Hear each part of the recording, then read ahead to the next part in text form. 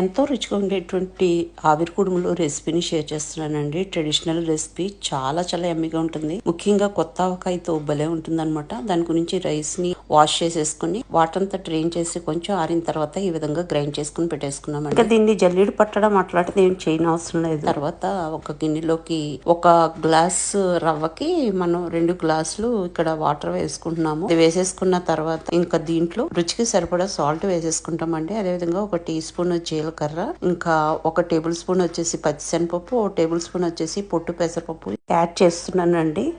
మీరు అలసందలు వేసుకోవచ్చు, మీ ఇష్టం అనమాట. మీరు ఏమేమి యాడ్ చేసుకోవాలనుకుంటున్నారో యాడ్ చేసుకోవచ్చు. పచ్చిమిర్చి ముక్కలు వేసుకోవచ్చు. అదేవిధంగా ఒక టీ స్పూన్ ఆయిల్ వేసుకున్నాను. అది రోలింగ్ బాయిలింగ్ వచ్చిన తర్వాత రవ్వని ఇక్కడ యాడ్ చేసి మొత్తం అంతా స్టిర్ చేస్తూ ఒకసారి మిక్స్ చేసేసుకుంటామండి. మిక్స్ చేసుకున్న తర్వాత మూత పెట్టేసి 10 మినిట్స్ పాటు లో టు మీడియం ఫ్లేమ్ లో దాన్ని మగ్గనేస్తాం అనమాట. అప్పుడు చక్కగా మనకు రవ్వ అంతా మగ్గిపోయి ఉంటుంది. ఇంకా రవ్వ మగ్గిపోయిందండి. మధ్య మధ్యలో చెక్ చేసుకుంటూ ఉండాలి అడుగంటకుండా. తర్వాత ఉడికిపోయిన రవ్వను ఒక ప్లేట్ లోకి తీసుకుని చక్కగా చేతితోటి గాని గరిటతో గాని మనము పొడి పొడిగా చేసేసుకుంటామండి. ఎక్కడ లంప్స్ అవి లేకుండా కొంచెం చల్లారి గోరువెచ్చగా ఉన్నప్పుడే ఈ విధంగా రౌండ్స్ చుట్టేసుకుంటాం అనమాట. మనం రవ్వ ఆడుకున్నప్పుడు దాన్ని జల్లీడు పట్టడం అలాంటివి చేయడం అవసరం లేదు. రవ్వతో పాటు కొంచెము పిండి కూడా వస్తుంది. దాన్ని అలాగ ఉంచేస్తే ఏంటంటే మనము కుడుము చుట్టినప్పుడు కరెక్ట్ గా చుట్టుకుంటుంది అనమాట. బైండింగ్ అవుతుంది. ఈ సైజులో నాకు 15 అయినాయండి మనం తీసుకున్న క్వాంటిటీ ఆఫ్ రవ్వకి. అంటే ఒక గ్లాస్ రవ్వ తీసుకున్నాం కదా, ఈ సైజులో 15 వస్తాయి అనమాట. ఇంకా ఈ రౌండ్స్ అన్ని చక్కగా